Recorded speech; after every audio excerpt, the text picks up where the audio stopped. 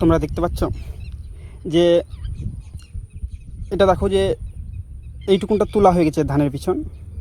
ওখানে দেখতে পাচ্ছ এই জায়গাটায় এখানে কিন্তু আছে, কিছু আছে, আবার কিছু দেখো যে আঁঠি বানা আছে, এটাকে আমরা আঁঠি বলি। তো এই যে আঁঠি, গ্রাম ভাষায় আঁঠি বলে, ধানের পিছনের আঁঠি। তো এইভাবে আঁঠি তুলে ওকে যে খড় দিয়ে বেঁধে থাকে। তো তোমরা দেখতে পাচ্ছ যে এই আঁঠিগুলোকে বোঝাই করে বাঁধবে, বাঁধার পরে অপর একটি জমিতে নিয়ে যাবে। এই যে তো কিছু দেখো যে এইভাবে ধানের পিছন পুঁতে পোঁতার পরে কিন্তু জল সবসময় থাকবে ধানের পিছনে। যদি না থাকে তাহলে ধানের পিছন মারা যাবে।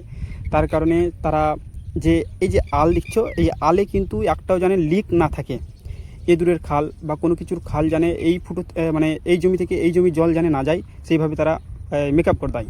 ওকে, বা আল কাটা জানে না থাকে, তার জন্য এরা চাষিরা কি মাঝে মধ্যে আসে এবং বৃষ্টি যেদিন হবে, বৃষ্টি যখন হবে তখন কিন্তু তারা আসবেই, জানে জমি থেকে জল জানে না বেরিয়ে যায়।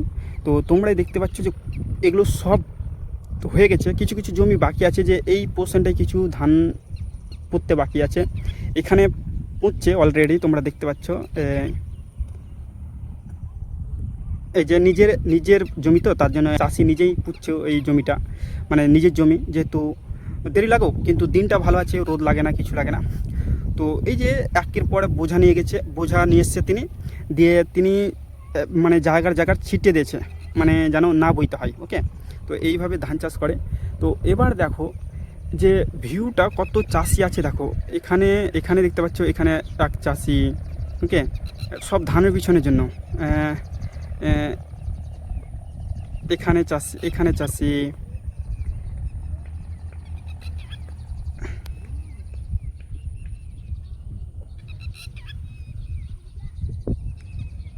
ওকে, এখানে অনেক দু তিনটে চাষি আছে। এখানে চাষি, এখানে দুটো চাষি আছে, ওই যে দূরে চাষি আছে। তো এইভাবে ধানের চাষ করা হয়। এখানে আছে একটা, এই যে তোমরা দেখতে পাচ্ছ সামনে কাছে আছে, এই যে ধান চাষিরা হচ্ছে। তো এইভাবে ধান তো অলরেডি সব কিছু, মানে এখন অনেক মাঠ ভরে গেছে ধানে, কিন্তু কিছু কিছু জমি বাকি আছে। তো এইভাবে ধানের পিছনের জায়গাটা দেখো, যে এখানে যদি এই কিছুদিন নাগাদ বৃষ্টি হতে লাগলো, এই বৃষ্টি যদি না হতো কি না, তো এই ধানের পিছন মারা যেত এবং জমিরও মানে জমিতে ধান পুঁততে, এই যে ধানগুলো দেখতে পাচ্ছ, এই যে ধানগুলো পুঁতেছে, বিছনগুলো পুঁতেছে, তো এগুলো তোমরা দেখতে পাতে না, কারণ শুকনো মাটিতে কখনো হবে না। ওকে, নরম মাটি লাগে, ওকে, ভেজা মাটি, সব সময় জল থাকতে হবে। ওকে, তো যখন ধান শীষ ফুটবে বা শীষ বরাবর পর্যন্ত একটু মানে জলটা কম লাগে। তো ভিডিওটি যদি ভালো লাগে অবশ্যই লাইক, কমেন্ট, শেয়ার করবে এবং টুটুল মিক্স ব্লগ ইউটিউব চ্যানেলকে ফলো দিয়ে রাখো এবং সাবস্ক্রাইব করে রাখো। তো চলো গাইজ, আজকে আমার এই পর্যন্ত থাক, কিন্তু পরবর্তীতে জানি না যে কবে ব্লগ ভিডিও করব, কিন্তু তোমাদেরকে নিয়মিত দেওয়ার চেষ্টা করব ভিডিও।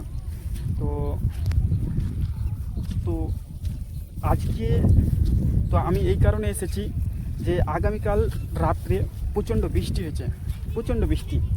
তো বৃষ্টি হওয়ার কারণে আমি ভাবলাম কি মাঠটা ভালো লাগবে, তো একবার মাঠে যাই, তারপরে ভিডিওটা করব। তো সেই কারণে করা। তো যাই হোক, তোমরা এই চ্যানেলটিকে সাবস্ক্রাইব করো।